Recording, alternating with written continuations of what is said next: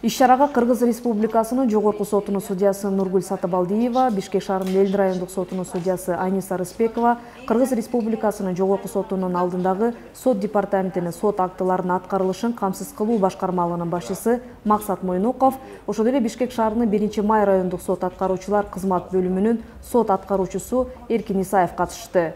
Жогорку соттун судьясы Нургүл Сатыбалдиева өз сөзүндө болжолдуу статистика боюнча жылына 40 миңге жакын жарандык иш каралса, анын 10 миңге жакыны үй бүлөгө байланыштуу иш болуп жаткандыгын, ал эми басымдуу бөлүгү бүгүнкү тандалган темаларга тиешелүү экендигин белгиледи. Эгерде мурдагы Советтер Союзундагы укук ченемдери кандайдыр коомдун кызыкчылыгын сактаса, азыркы заманда ар бир адамдын укугун, ар бир адамдын кызыкчылыгын сактоого аракет кылынган нормалар кабыл алынып атат да. Ошолорду иштетиш жеке эле судьялардын милдети эмес, ишке катышкан жактардын, анан сиздердин милдетиңер биздикиндей эле деп ойлойм да. Элдерге биз жеткиришибиз керек. Алар кандай кийим, кандай шартта, кайсы убакта, каяка кайрылып өзүнүн укугун сактай алат.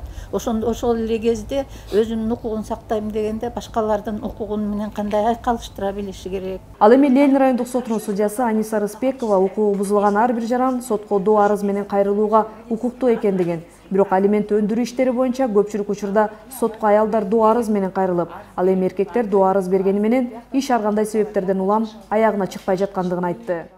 Хочется отметить, что в основном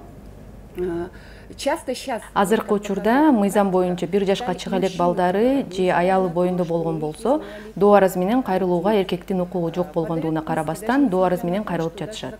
Негизинен мындай доо арыздарды карабастан кайтарышат. Бул иштерди кароодо соттор бардык жагдайларды тактап, иликтеп чечим чыгарышат.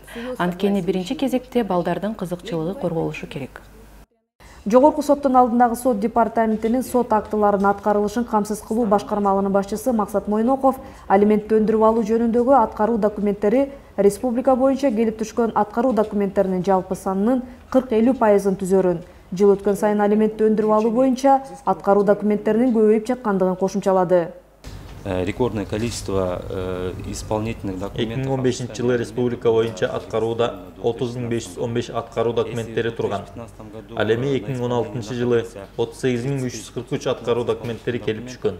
Бул бир жылда 7828 документ ашып түшкөн. Ошондуктан жыл сайын алименттерди өндүрүп алуу боюнча аткаруу документтеринин көбөйгөндүгүн байкаса болот. 2019 жылдын 2-кварталына карата издөөдө 2565 карызкор бар жана азыркы учурда сот департаментинин сайтында карызкорлорду издөө бөлүмү иштеп жатат.